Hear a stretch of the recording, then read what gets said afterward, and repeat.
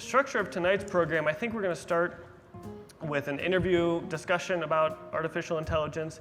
We'll open up to the crowd for questions, and then I'm going to have a little quiz at the end for our expert, and we'll see how he does. Speaking of our expert, Dr. Ness B. Shroff, he received his Ph.D. from Columbia, worked at Purdue, and now holds the Ohio Eminent Scholar, chaired Professorship of Networking and Communications at Ohio State University, or the Ohio State University, sorry. He leads the NSF AI Institute on future edge networks and distributed intelligence. He served as editor-in-chief of IEEE. He's been a technical program chair of several conferences, has served on editorial boards, given keynote addresses all over the world, been featured on national and international television for his expertise on AI and its societal impacts. And his papers have received a ton of awards at top-tier venues. And he received the National Science Foundation Career Awards. So thank you so much for taking the time to be here. So first off, I just wondered if you can give us a little history of AI, maybe like kind of the Cliff Notes version of how we got to this moment. Yeah, be happy to do it. So, I mean, I think, when you're talking about the history of AI, different people will have a different starting point. Okay. And my starting point is around the 1930s with Alan Turing. Okay. And Alan Turing, for those of you who watched The Imitation Game, was probably one of the key founders of computer science and computing in general. And so Alan Turing developed the universal computer, the Turing machine as it's called, in the 1930s, and then later on in the late 40s, early 50s, he developed what is known as the Turing test, which is really also referred to as the imitation game. So essentially the idea was, can we determine whether a computer is intelligent, whether a machine is intelligent? That was essentially what he was asking. And at the end of his analysis, what he said was that it really doesn't matter whether the computer is truly intelligent as long as the computer is able to answer questions or make decisions which are indistinguishable from a human. So if the computer is able to do that, then it doesn't matter whether it has innate intelligence. It's sort of an equivalence, and that's what he came up with. And that was, sort of one of the first forays into artificial intelligence. Then another key figure is a person called Claude Shannon. I don't know if any of you have heard of Claude Shannon. He was the founder of information theory. Essentially, everything that we do digitally right now is thanks to Claude Shannon. He's the person who invented the bit, 1 and 0. So all of the digital communications, all of the digital computers were thanks to Claude Shannon. And he created this field called information theory in the 1940s. And so without Claude Shannon, we wouldn't have computing, we wouldn't have communications, we wouldn't have your iPhones, your smartphones, your tablets, whatever, right? So Claude Shannon is a very, very important figure in AI and in digital technologies in general. Most people, when they talk about AI, they point to a conference called the Dartmouth Conference that happened around 1956, I believe. And at that conference, there was a program called the Logic Program. I think I forget the exact name, but essentially the idea of this program was it was developed to mimic human intelligence. And what it did in 1956 was it proved 32, I believe, of the 50 key theorems of a particular mathematical, book, very famous Principia. And one of the theorems that it proved, it came up with a very unique proof that no human had come up with. And this was in 1956. So this was a pretty revolutionary step in AI. So people usually point to that time as being the start of AI. And since then, AI has gone through ups and downs. So the The 1960s was sort of the summer of AI. Lots of activities, lots of funding, lots of potential. And then we found out that, okay, well, computers were not that sophisticated. We didn't reach the potential of AI. And then the funding went away and it kind of went down. And then again, in the 70s, again, there was a lot of potential with neural networks and then so on and so forth. And then again, funding went away. So there have been ups and downs throughout, between, I would say, the 60s and about the 2000s, 2010. And then one inflection point happened. Number one, computers became much more sophisticated than they are right now. And so you had a lot of computing power which enabled AI. And two, can somebody guess what was the other thing that happened in the 2010s which made AI happen?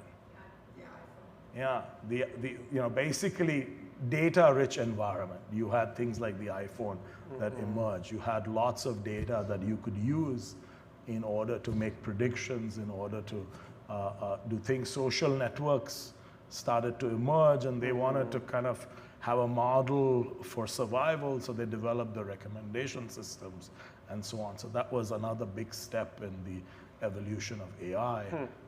And then, even during the winters of AI, there was steady progress in AI. For example, when I was at Purdue, IBM developed Deep Blue, which was a mechanism, an expert system, which beat the great Garry Kasparov, right, in chess.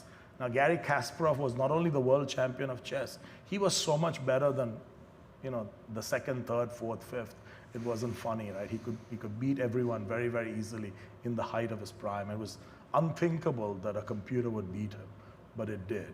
And so that was a big progress. But the bigger progress happened in 2016 when AlphaGo beat the world champion in a game called Go. And this game called Go, unlike chess, was thought to be impossible for a computer to beat because it just had an infinite amount of variables. And so people thought, well, chess, you can do a lot of enumeration and solve it, but Go will not. And so that was a big, a big advancement in AI, reinforcement learning in particular. And then, of course, the advent of ChatGPT, I think, just blew the whole thing up. Yeah, and it seems like now the soil is so fertile. Yeah. Data-rich environment. Computers are cheaper now and more sophisticated, and it's just like exponential, right? Growth now. I think there's been exponential, and there's been some technological innovations, like this technology called transformers, basically created a new way of developing neural networks, which allowed for real advancement to take place in these large language models, like ChatGPT and Bard and so on that you see today. You mentioned Deep Blue when you were at Purdue. Yeah. Can you just talk about when you first came across this technology and what made you decide to commit your whole career to it, and then through now, which you're working at AI Edge, and talk about that work you're doing now. Sure. So actually, I came to the U.S. in 1984 from India, and I hadn't seen a computer, let alone AI. So I had no idea what AI was all about. The first time I heard AI was essentially a person that was at a party who was dating a close friend of mine, and he was a Ph.D. student in computer science from France. And he showed me some cool things he was doing with a language called Lisp on AI. That's the first time I basically, and then when I was doing my master's, there were some folks at the University of Pennsylvania in my group who were working on using neural networks to solve large-scale problems. So that was another exposure where I really started to sort of get exposed a little bit to AI. And then when I started my PhD, I was actually going to use neural networks for a problem called fault detection in large-scale systems. And so, that got me very interested in AI. And then at that time, neural networks were really out of vogue. They were really kind of on the way down. And I was given very sage advice by a person who used to work at Bell Labs who said, I don't think you should do your PhD in this area. And he was right. And I didn't. And then I worked in this area called communication networks. That was essentially my Ph.D. and then my first job and my second job at Ohio State. All of this was in communication networks, not in AI. Okay. But the tools that I was using for designing and controlling these communication networks were tools that involved probability, involved optimization, involved making decisions, controls, predictions, and things like that. So about 10 years ago when I moved when I moved some of my research to AI, it was a pretty smooth transition. Okay. Because these were tools that I could use in AI as well. And you're hitting on a ton of things I want to get to in a little bit, but before I want to set some context a little bit where, can you just talk about, like, as if we're children, how AI works? So you talked about, chess masters and Go masters getting beaten, and from what I've heard, it's not like you just program in the rules, right? You just show them a bunch of games and they analyze them, and that's how they, and then they're adapting as they go. So can you just talk about, like, sure, as if I'm 5? Yeah. How does it work? Absolutely. So first thing I should say is that AI is a very, very big field. So it's not really a monolith. There are hundreds of different AIs. Okay, each, so it's very hard to say, explain to me AI, and I can kind of give you a really kind of a simple way of, but the question you asked is a good one. How do you, for example, design, say, let's say, games that could, say, beat somebody at chess or beat somebody at Go. So these are called dynamic AI. So that's different from static AI, which is used for, say, image classification, etc. So in this dynamic AI, what happens is that you develop what are known as reinforcement learning techniques, where essentially you get a reward, okay, for coming close to solving a puzzle or coming close to winning a game. So essentially, if you're playing chess, let's say, you would get points or reward for taking the opponent's piece, okay? And then you would lose points or be penalized when you lost your piece. That would be the way in which the game would be set up. And there'd be rules that, you can't basically take your rook and jump from one end to another, etc. So the rules of the game are well defined. Okay. Now, so these, when this reinforcement learner, this AI plays this game, it's observing what are the kinds of actions that I'm taking that are making me get a lot of points. And then it plays the game over and over and over again to learn the set of actions that will accumulate the most points. Now, interestingly, what it will do is it will make decisions that could be bad for the current time. And that's what we call in the learning parlance exploration. So what we do is we know that if I take this rook, I will get a certain number of points, but maybe I don't want to take this rook. Instead, let me give up my rook and lose some points in order to see if I can take the opponent's queen in the next step, right? So I'm exploring this. So there is this process of exploration that goes on. And that's very, very fundamental to developing good reinforcement learning algorithms. So essentially what you're doing is you're making suboptimal decisions right now in order to figure out what is best for the future. And so as the computer plays more and more of these games, it gets to understand what are better and better strategies. And that's how it can beat Garry Kasparov, or in the case of Go, it can beat the Go masters. And you say that it does it over and over and over again. Yeah. Can you just give me an idea, like how many times is it doing it? So I don't know the specific times because it will be dependent on the game, but there are lots of strategies that basically reduce the number of, that are meant precisely to do the perfect balance between what is known as exploration and exploitation. So, in order to reduce the number of times it has to be trained in order to get the optimal kind of strategies. Okay. So this could be thousands of times, though, and could be tens of thousands of times. Okay.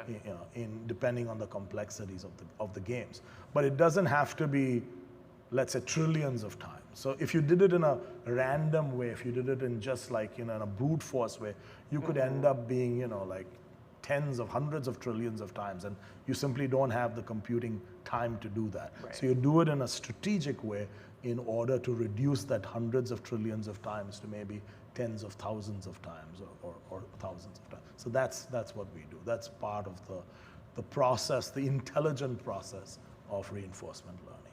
Cool. So I want to talk about some of the problems that people have brought up with AI, and experts I've seen bring up some of these. So the ones I've seen, I picked 3 that I thought were important, that get talked about the most, or maybe are most important to our life here, is large-scale disinformation, job loss, and loss of control. So I'd like to hit these kind of one by one. Sure. So with large-scale disinformation, AI currently has, ChatGPT currently has a problem, a hallucination problem. Can you talk about the hallucination problem, and how do we safeguard ourselves against this disinformation? Yeah, so hallucination is the one part of disinformation which I would call benign disinformation, all right, where essentially it's the imperfection of the current large language models which sort of results in hallucination. So basically the idea with these large language models is the following. What it does is it takes a stream of information and it's trying to predict the next word. Okay, predict what, so if you ask it a question, it says, what is the most plausible answer?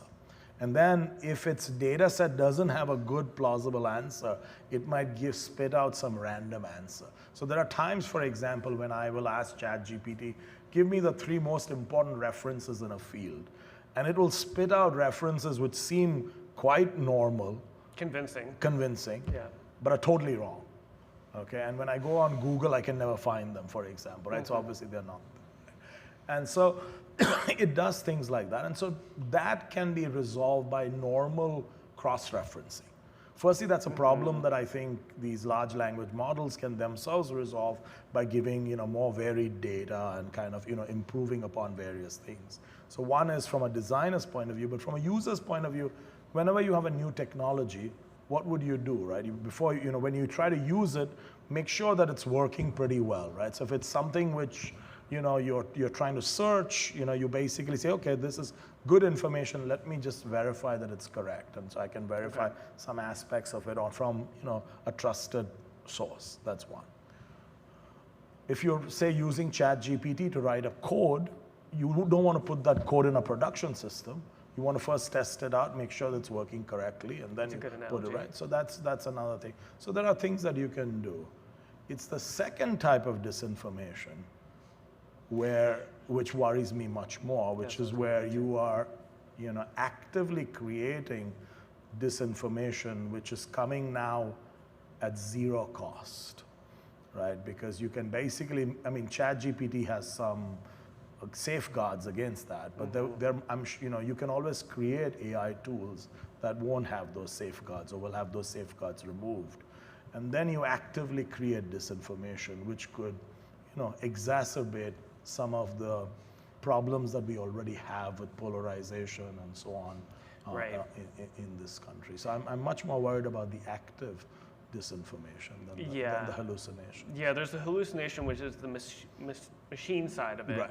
And then the human side of it is like it's hard to to combat that. So, would you just suggest the same safeguards for both, right? Like research, verify a trusted resource. We're getting into a political, cycle, which is already getting, ugly, and you can imagine political ads where somebody's doing something heinous, or their political rival or something like that. So it's just a matter of verifying in your eyes. It's verifying it, and that's one thing which is going to become harder and harder, because the AI technology is getting already very good at developing images, for example, that would be hard to determine whether they are real or fake, and we expect these deep fades to generate videos which are going to be very difficult to determine whether they are, that they're fake or real. So this is something which we have to be concerned about. The only hope that I have is that if people kind of band together we could potentially overwhelm the good information using these AI tools to kind of push out the disinformation. That's one possibility. Yeah. But the way the social networks have been designed and their priorities and the way the revenue models for these social networks are, it doesn't give me a lot of confidence that that's going to happen, because the social network revenue model is, how do I keep Ness Shroff on my system as long as possible? And if I can show Ness Shroff the most provocative news item, or it doesn't matter whether it's true or false, then he or she is much more likely to stay there. Yeah, emotional reaction. Yeah, that's the problem, yeah. So the one thing that I've been hearing about the most is job loss. And I feel like that's been getting the most media attention too. What in your eyes, what kinds of jobs are in danger of being replaced, and what kind of jobs are safe? Yeah, so this is a very difficult question to answer, because we are sort of at the very beginning, I think, of this AI revolution that's really taking place, and it's very hard to determine which jobs are safe. Yeah. But I think that, I suspect that regarding your first question, I would imagine that jobs that are probably most vulnerable are jobs that have things that are being done which are repetitive. Things perhaps in manufacturing or data entry, things like that. Those would be quite vulnerable.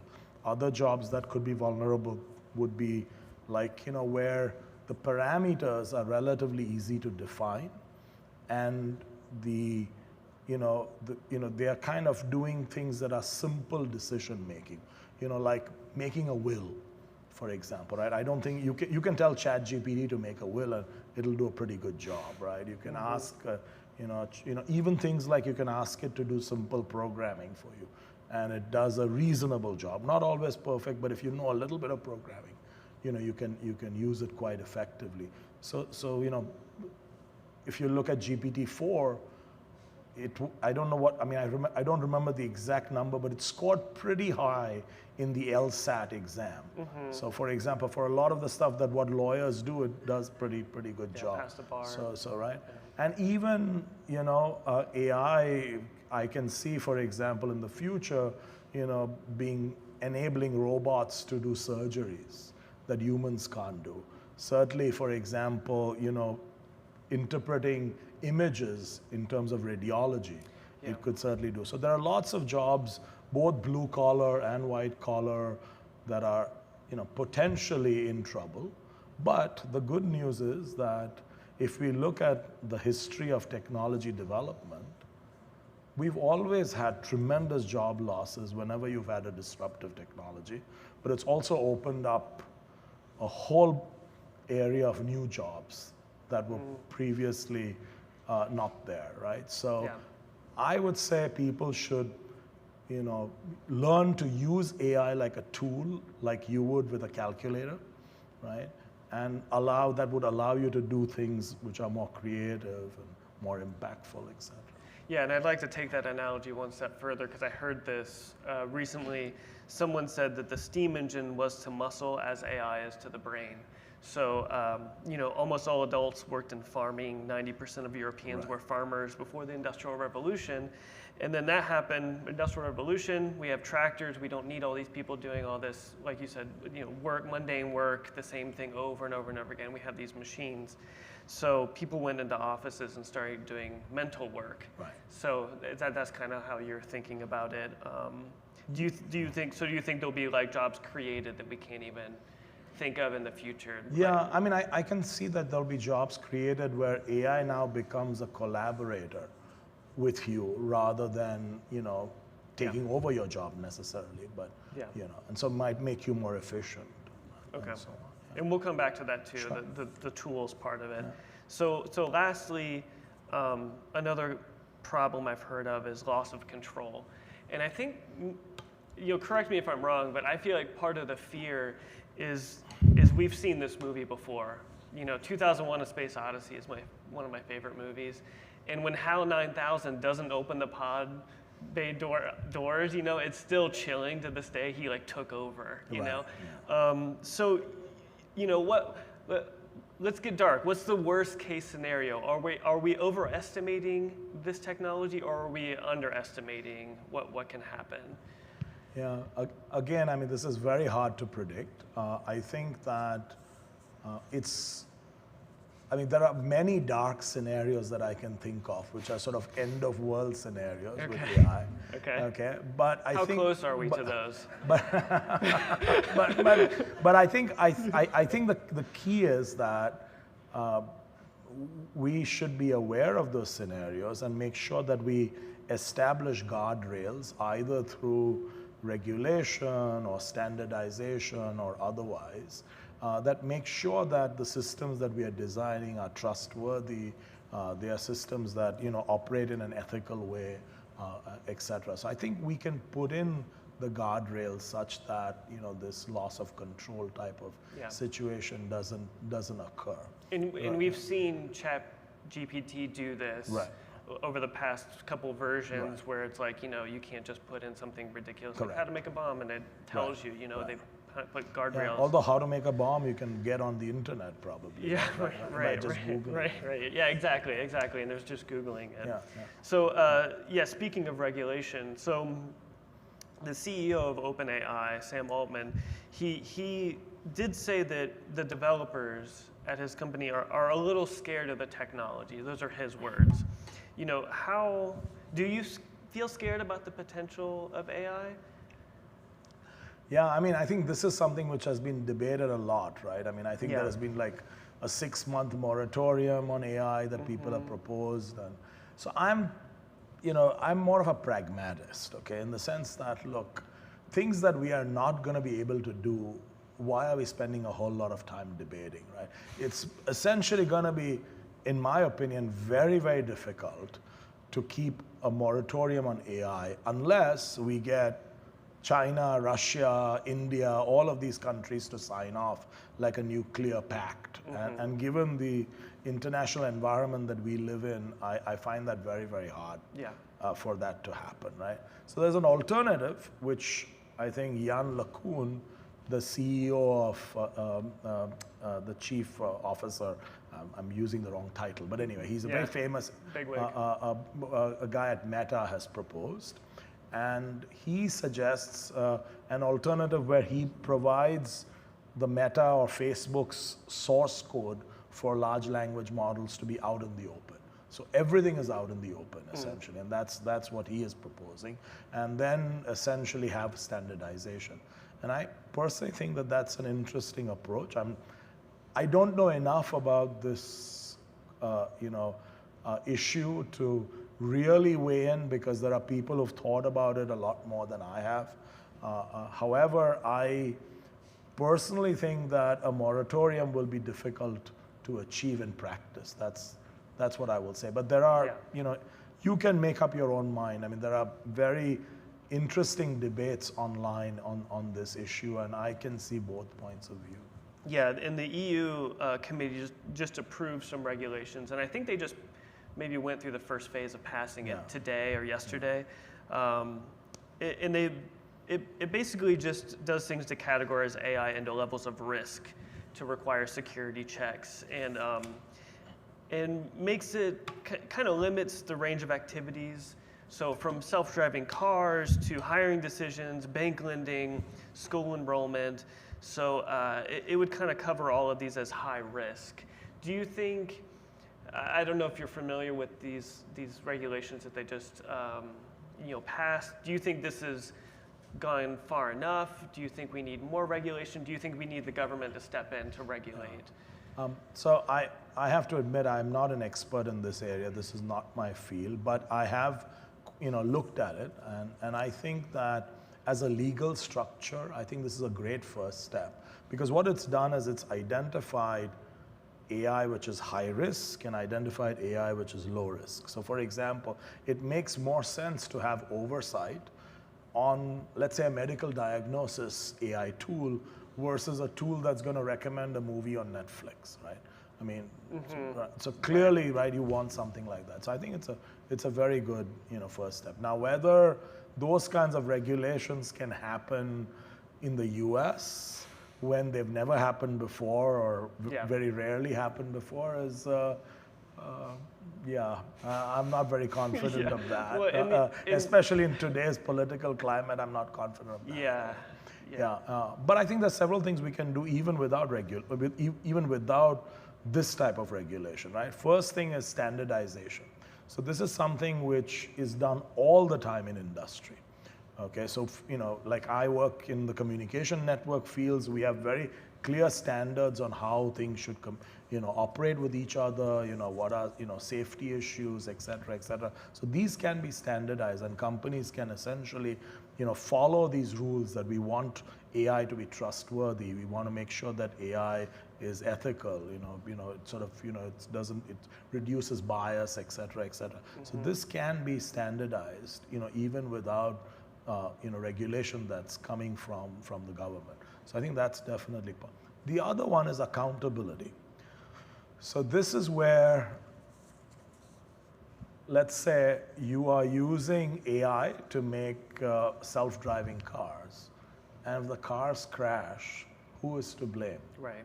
Right? You need a legal framework to ensure that we've developed a set of tools that make people accountable for what they are throwing out there, right?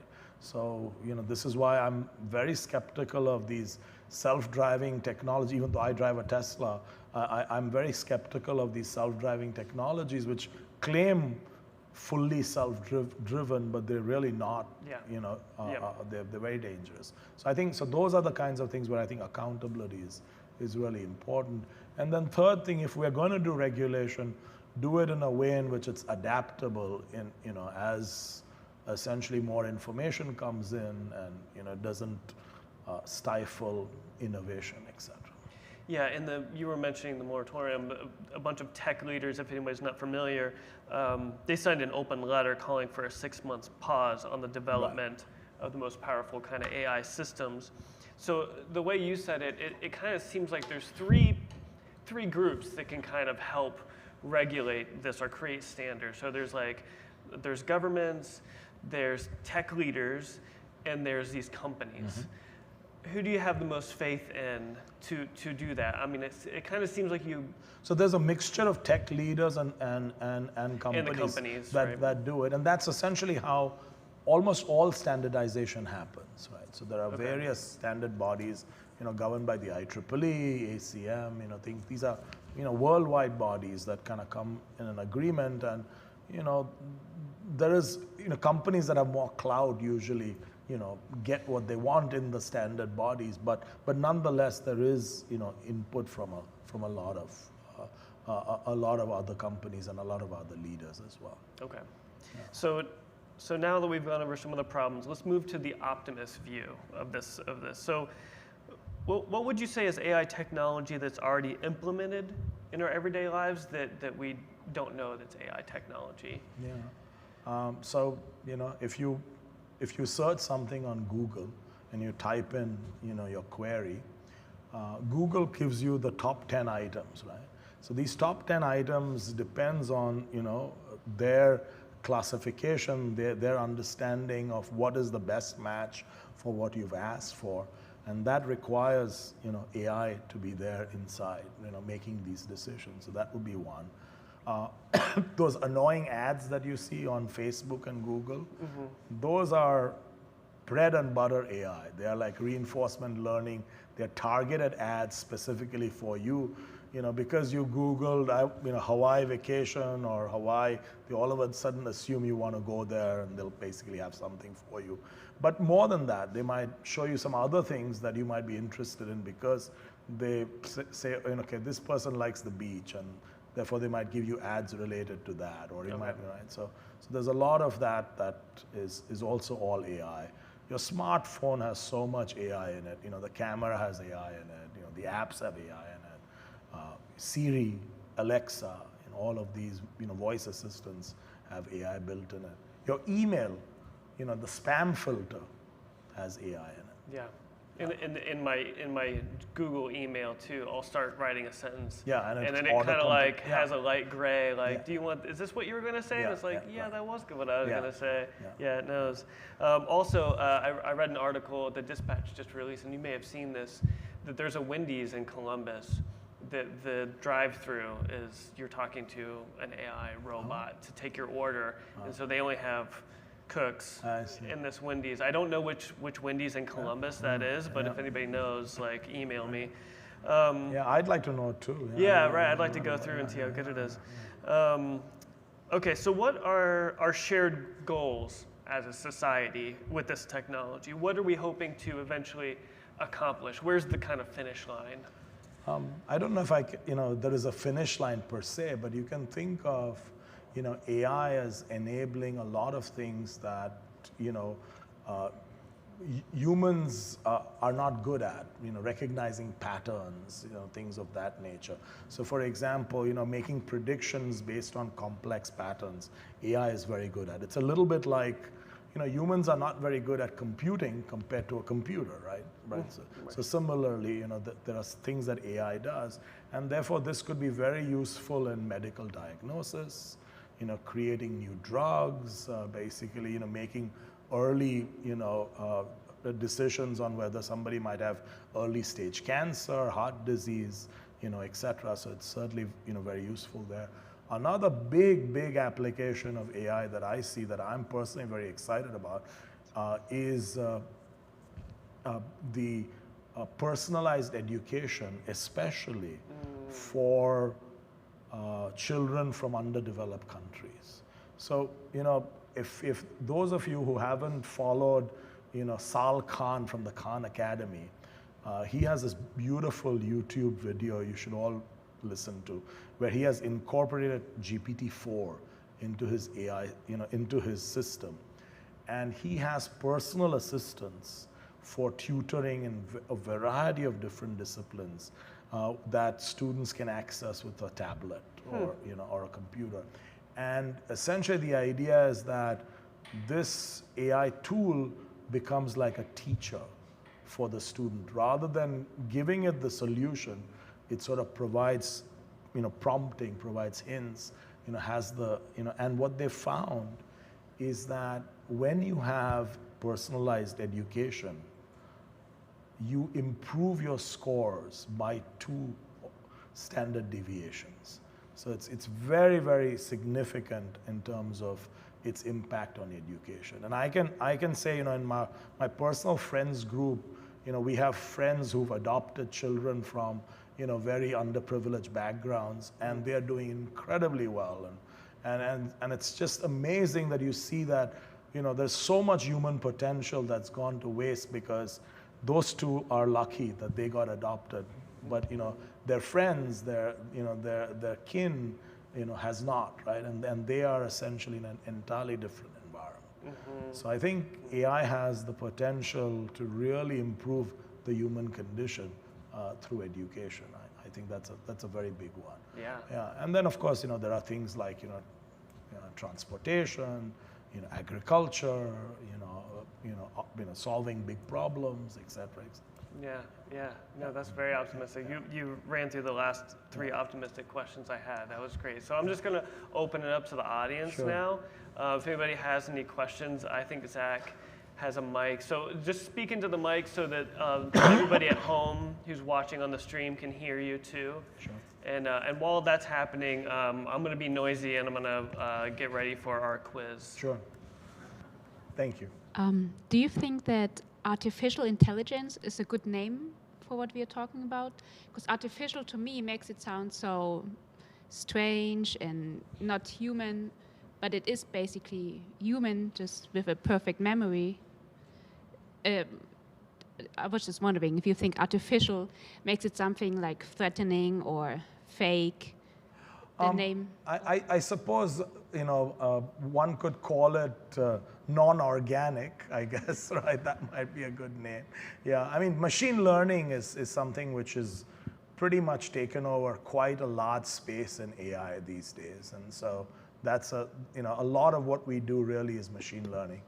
And so yeah, that's you know, I suspect that the reason why the original name was given was because the you know, the intelligence was not human intelligence.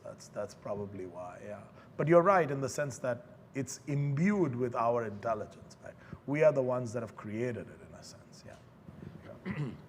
Hi, Ness. Hey. So, do you have any insights or opinions on BlackRock's quantum computer Aladdin? I'm sorry? Do you have any insights or opinions on the capabilities and power of BlackRock's quantum computer Aladdin and its abilities and what it can do So and what it is doing? Yeah, I mean, quantum computing is a little bit, you know, outside of my field of expertise, but it has significant potential in, you know, solving problems that are currently computationally infeasible, right? So there is, you know, people have been talking about using quantum computing to, let's say, break, you know, security guardrails that we right now have, right? The computing, you know, basically security right now is protected by, you know, essentially combining products of large prime numbers. So the idea is that, you know, it's very, very difficult to factor products of large prime numbers unless you know what the other prime number is, and that's how things are done. So one of the big applications of quantum computing is doing that. Fine. Yeah. Do you have any opinion? I'm assuming you know who Yuval Noah Harari is. Yeah, I do. Do you have any opinion on his statement of the equation B times C times D equals AHH? I don't know of his opinion on B times C times D, but I find his books to be quite fascinating, and he's a pretty good sort of technological historian, and he's, you know, he's written about the dangers of AI, and he's written about the dangers of essentially, you know, having a situation where artificial intelligence could, you know, create significant inequities in the world, and he certainly has a point. I don't disagree with his point. Well, for the audience that may not know, I mean, that equation is biological information times computing power times data equals the ability to hack humans. And he's very serious when he talks about this. And so that's why I'm asking you, because I know you know way more than I do. So I just wonder what your personal opinion is of this. Is he just speaking out of fiction? I mean, what is he really? I mean, is he just insane? I mean, he has a certain premise, right? And I think I think that if AI and systems were left completely unregulated, I think the scenarios that he's pointing out to are feasible, right? I think, you know, you basically, there are people who believe that AI is going to become sentient and more powerful than us. We are nowhere close to that, by the way. You know, I think AI is going to become increasingly more powerful, but whether AI becomes sentient is unclear at the moment. Can AI be used for significant harm? Yes. Can computers be used for significant harm? Yes, as you know, right? You know, it's like any other technology as far as I'm concerned. It can be used for significant good, and it can be used for significant harm, and we need to make sure that we have the appropriate guardrails in place so that significant harm doesn't come about. How do we do that? Who's the we that ensures this? So I think the collective we, so I think all of us have to basically, you know, ensure that, you know, that the technology is developed in a way in which, you know, appropriate standards are in place so that, you know, AI is safe. So, you know, for example, I'm working on, you know, some provably safe reinforcement learning types of solutions. I think it's a very, very important area. We certainly need to make sure that, you know, the systems that we operate are safe. We also need to make sure that the data that we feed into it doesn't emphasize the biases that we already have. So those are the kinds of things that we have to do. And companies are, by the way, I should say that companies do take this very seriously, and this is not something which is, you know, is disregarded. You know. because their reputations are also at stake, right? And do you have, my last question, I'll give it up. Do you have any opinion on Elon Musk's Neuralink and how AI will be implemented for that? Because it's been approved to be tested on humans at this point. I'd rather not answer questions about Elon Musk. We can avoid Elon Musk and just talk about the technology of Neuralink and what you think of it. Yeah, again, the technology is not out there yet, right? So it's hard to know. I mean, he's been pushing. I mean, Elon Musk, by the way, in fairness, he did contribute to OpenAI. I mean, he was one of the founders of OpenAI. He has done things which are sensible, but I'm afraid I'm very concerned about where he's going right now. Yeah. I just was curious, being a relatively aware and intelligent person, this is a lot of it going way over my head. And I'm thinking, like, what credentials do people need to have to be qualified to not only develop these guidelines, guardrails you talk about, but also to be able to police it and hold people accountable? Yeah, I think the first thing I think one should do is read the literature that's out there. I think a good place to start would be this EU AI Act. I think it's a very nice let's say first step towards AI regulation. Now, the EU may adopt it, and that might force some other companies to adopt it, because the EU has a very large market. And so what will happen is that if companies want to play in the EU space, they need to adopt it, right? And therefore sort of this adoption, I'm hoping, will sort of become standardized. But this would be a good place to start. I do think that, and this is where my own expertise is relatively slight, is that AI regulations are areas where I think folks from law need to be involved, folks from public policy need to be involved.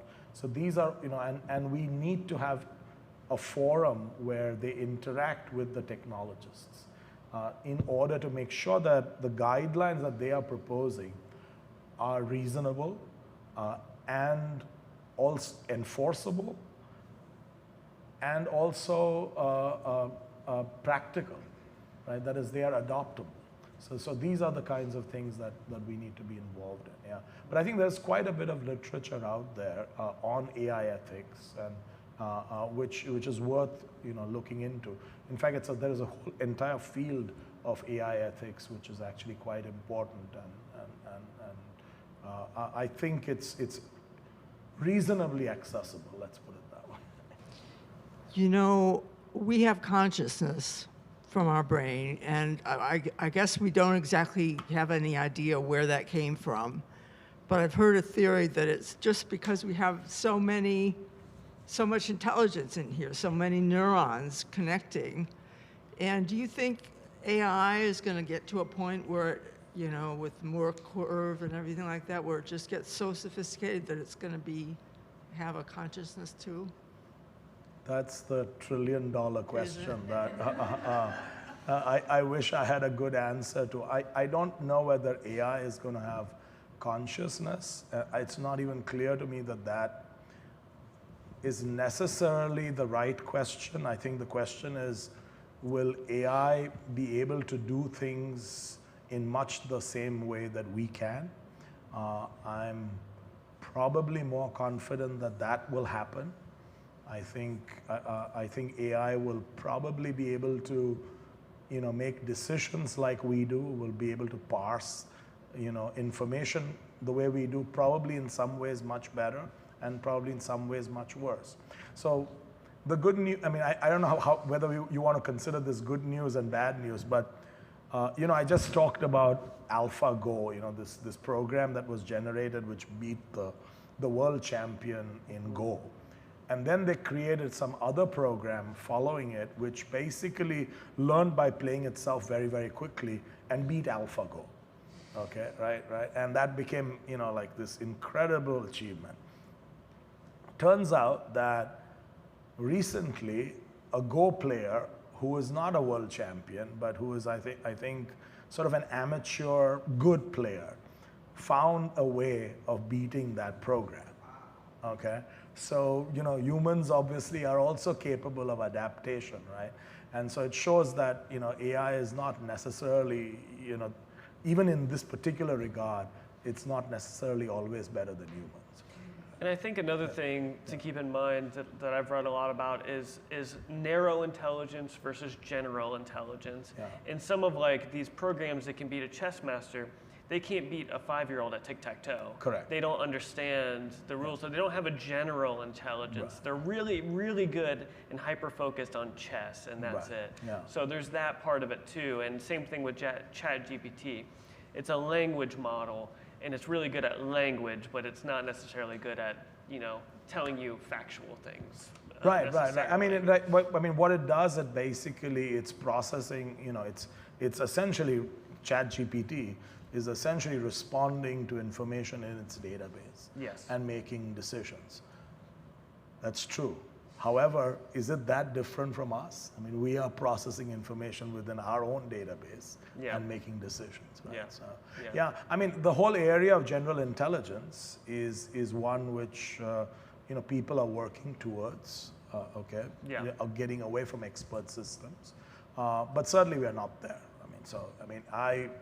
There are some folks like this Google engineer who claims that he thought AI was sentient and so on. I am skeptical. Okay, I promise one more question. So does somebody have one more short question before we do a quiz? Okay, go ahead. So I don't know much about AI. So from your talk, it seems to me that AI, what it gives us is related to things that happened in the past, on things that are already there. Like it takes the information, it observes. But, and we were talking about consciousness, so I was wondering as far as creativity and imagination, because coming up with new ideas, is that something that AI can do?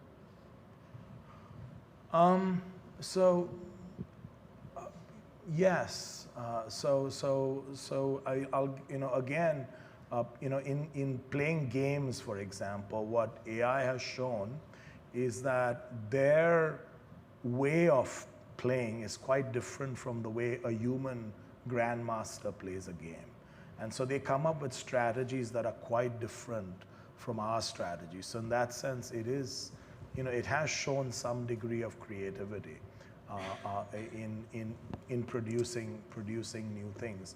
Now, whether it'll show creativity in different contexts, we don't know. I think for sure it will be able to find new solutions to problems, like the protein folding problem, which is a classical problem that has been around for a long time. This new recently, I think 2-3 years ago, DeepMind produced, I forget, AlphaFold, which solved this problem. That typically takes a PhD student an entire PhD to solve for one protein, and this system can solve it for all the proteins. And so it's quite a significant achievement that it came up with. So I think there are problems that AI can solve, and there are solutions that it can come up with. I don't know whether you might want to call it creative, but certainly different from the way we would go about solving it. So it might come up with a proof, a mathematical proof for a result, which might be quite different from a traditional proof that I might come up with. So in that sense, I guess it is creative. Whether it's creative in some philosophical intelligence point of view, I don't have an answer to that. I mean, that's probably debatable. That's a great segue too. Yeah. So I made a quiz for you, and This all spurred from this picture of the Pope, which I don't know if you guys have seen, but this came out a couple months ago, and it Twitter was on fire about it, and just like how cool his coat looked and all that kind of stuff. It turns out that all of these images are artificially, rendered. Yeah. They're not real images of the Pope. So I won. Yeah, I think everybody was mostly focused on the coat and how cool the coat looks, which it is a really cool coat. So yeah. So anyway, I made up a game where it's called Real or Rendered.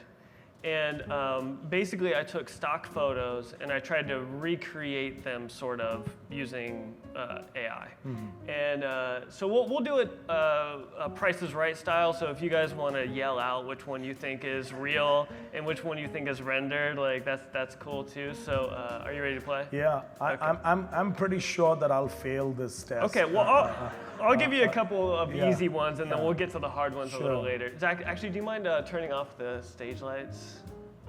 Yeah. Yeah. Okay. all Because right. as my wife can attest, I'm not terribly observant. Okay. So which yeah. one do you think here is? Yeah, well, here it appears like that's probably the fake one, right? Yes. Yeah. Yes. That is the rendered Yeah, one. You can yeah, tell the yeah, eye. yeah. Okay. All right. Next one. This Go with your one's gut. a little bit Anybody in the audience? harder to kind of tell. I would say rendered on the left. Yep, that's right. It's His a little hands are- too smooth. Yeah. We're getting harder. Yeah. This one, rendered on the right, I think. Rendered on the right. Is that what everybody thinks? Yeah. Good job. All right. See, you're doing really well. It's gonna get harder though. Any donut places open this thing? Okay, I'm hearing a mix here. Dr. Shroff, your final answer? Honestly, I'm not sure, but let's go with rendered on the left since that was an audience. You're doing The it. audience is All smarter right. than me. You listen to records? Yeah, rendered on the left. That's right. Okay, this is Monet. What's the real Monet and what's AI Monet? You think okay, all right. Yeah. I Audience, think so. you I think so think too? Yeah, you're right. 1906. Okay, how about Picasso? Yeah.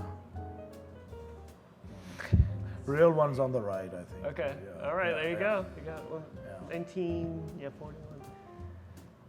Cityscape. I'm just gonna go with the one on the right just because it's a worse image. But yeah. Okay. Yep, real on the left. Yeah. Desert. I mean, at this point, we are kind of just guessing, right? Is there a particular? I feel overwhelmed. Yeah. I want to say the rendered on the right. Yeah. Yep. Yeah. I think this one's the hardest one, personally. So if you make the quality of both images poor, it's hard to know which one is rendered. And which Yeah, there's one a lot is of like stylized, yeah. photos that kind of, yeah. I'm going to say the rendered on the left. Yeah. Yeah. Okay, poems. So I've asked ChatGPT to write some poems for us. So here's some Dickinson. There's 3 poems, 2 are AI and 1's Emily. Yeah. Okay. A bee in amber's chambers held, darts amidst the meadow's gold, its wings a hum of rhythmic grace, unveiling nature's secrets untold. The pedigree of honey does not concern the bee, a clover any time to him is aristocracy. A tiny bee in golden sheen dances amidst flowers, a sight serene. Audience? Okay, bottom one's a fake, she says. Anybody else have a guess? So there are 2 fakes, or 2. There's 2 fakes, There are 2 fakes. and there's 1 real. The one. Okay, they're saying the right and the bottom are fakes. Yeah. That's your help from the audience. What do you think? Seems reasonable to me. Okay, let's try it. Yeah, let's try it. Yeah. That was a real one. That Oh. was a real one. And then we have a Shiki haiku. He had a famous haiku about killing a spider. So I have 3 spider haikus. 2 are not real. 1 is real, okay? After killing a spider, how lonely I feel in the cold of night. 8-legged spider, silent in fragile realms grasp, peace found in swift end. In shadows it creeps, silent predator of web, nature's dance, swift end. I have no idea. Any feelings? I'll ask the audience. Okay, we'll make this up for the Yeah. audience. This is the left. Okay, you think the top left is rendered? Anybody else? Typewrite's real? Is that what you're saying? Okay, anybody else have any? Okay, here we go. Top left is real. So yeah, so we'll have Zach crunch the numbers and tell you how you did, and we'll send you a prize. Sure. And all that. That's it for tonight. Thank you for everybody for coming. Thanks everybody for watching online, and thank you so much for Sure. taking the time and hanging out absolutely. with us. Yeah, my pleasure. Yeah. For those of you who haven't played with these programs, I highly recommend doing it. I think they're quite cool. They're pretty quite fun. Yeah. Yeah.